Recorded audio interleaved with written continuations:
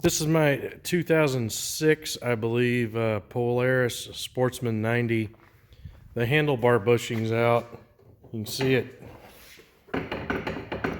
wiggling around. Got a new bushing. You can get these for under 10 bucks. The biggest, replacing the bushing itself is real easy once you have access to it. It's down in here. The hard part is getting access to it. So I'm going to try and find the most efficient way to do it. The only other video online is good because he's got all the panels off, the whole front of the machine off. So it's good for being able to see what you're replacing, but it's not the most efficient way to do it. And so we're going to go over that. Initially, I thought you could access it from the bottom. Truth is, you can't even reach up under there and get to it from the bottom. So it's going to be impossible to change without taking any panels off. So we're going to try and take this rack off here and then take this panel off, and we should have access with this panel off. So the first thing I did was take this front brush guard plastic bumper thing off. There's 10 millimeter bolts. One here, and then one underneath here, 3 of those. And then there's 2 hidden Phillips head screws back in here.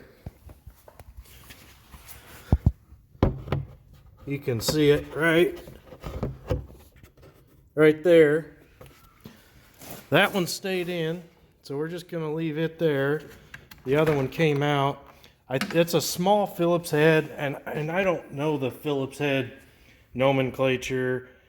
I think that's a number 1, smallest one I had. I've never really gotten to know those Phillips head numbers and what size is what, but it's important you find one that fits, you know. And like these up top, that's a great big one there.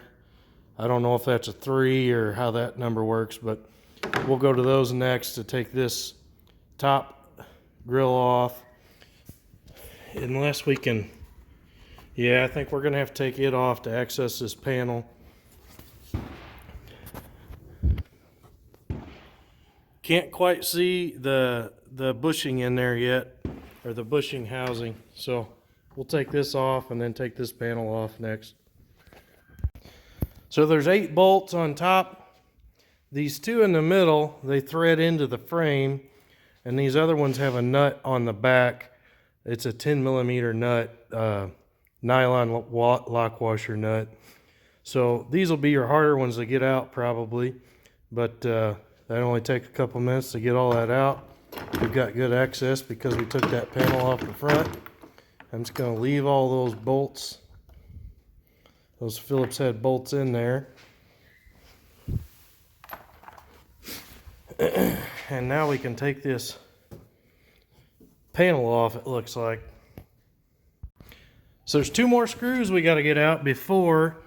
It's more like a push pin right here, and then we have to turn the handlebar the other way.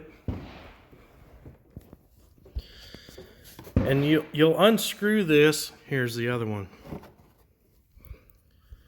You unthread that plastic screw all the way out, and then you'll be able to get that push pin out.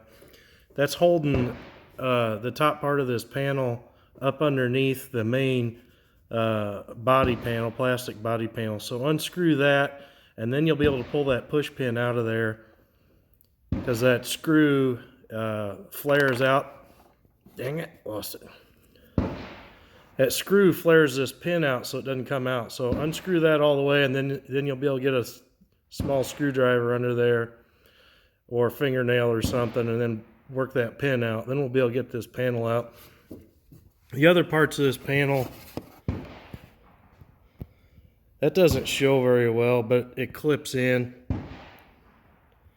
You can kind of see one there where it clips into the rest of this front plastic on this machine here.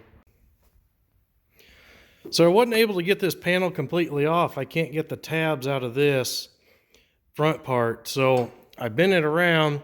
That's going to be pretty risky. If your plastic's getting kind of brittle, there's a great chance you'll break it. So this can be a little risky to do this way if you can't get those front clips out. But now we can see the screws for that bushing in here, or where we can access that bushing. This on one side and same thing on the other. It'll probably be a 12 millimeter, but I'll know for sure here in a second. And we take the front of that off, and then we can get the bushing in behind it because it's a split bushing. So that was a 12 millimeter. I've already undone the other side, and then I had to turn the steering wheel to get the wires out of the way. Like, you'll have to turn the steering wheel back and forth to get this out of here.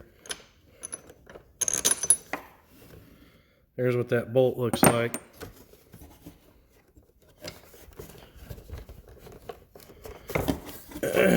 I'm just going to leave that housing in there, the front part of this housing. You can see me wiggling it to access that shaft to get the bushing on it. It's kind of hard to get out of there with the wires, so I'm just going to leave it in there. I've got enough room to work with to get that bushing in anyway. The old bushing's completely worn out of it. Nothing left, so it wore itself down, and you got small enough it fell out. So we'll work that other one in. You can see that bushing split. I put a little grease on it. I don't think you have to, and I don't even know that you're supposed to, so make whatever judgment call you want for yourself as far as grease goes. But I am going to put a little grease on it, not go crazy before I slip that in there. But it's split, so you can slip it around the shaft and then push it down into place. One problem I wasn't anticipating that you'll have to watch for, this is the backside of that bushing holder. It fell out as I was working it into place. See, the front side's still on there. That bushing is in place, but this backside fell out, so I've got to work that back in. So keep that in mind when you're doing this yourself. All right, everything's back in. I got these bolts back in and tight. Time to put everything back together. I'll get back with you when I'm done. I've been running a timer on this thing even while I'm doing the video, and we'll see how long this whole procedure takes. Like I said, the only risky thing on this is if your plastic's brittle. I don't see a great way to get these front tabs out. So to do this procedure that's quick, you'll have to bend that plastic up. So you have to be careful with that. I wanted to show one other thing. If you aren't familiar with these push pins, you might have to use some needle nose pliers to pinch them together to get them guided down in there, because they tend to flare out on you again as you're trying to push them in. So take that little screw out, pinch them together with some needle noses and work it back into the position, and then put that screw back in. All right, we're all back together. Full time was like 40 minutes. And so you could subtract whatever the length of this video is, and that's about how long it ought to take you, because I had to make the video while I was doing it. And one thing to keep in mind when you put this panel back on, remember these two Phillips head bolts are getting threaded into the frame, so you want to start those first, because in those other 6, there's a lot of slop in those that you can work with, but those have to be lined up correctly. So get those threaded in first, and then go ahead and put your other bolts in and get those tightened up.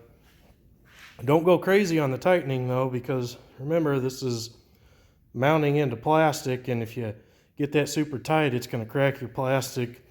A lot of the cracks on four-wheeler plastic and motorcycle plastic is from over tightening of those types of bolts. So be pretty gentle with those. That's it. I got nothing else to show you here. All that slop is out of it. We're up and running again. Thanks for watching. Like and subscribe and all that good stuff.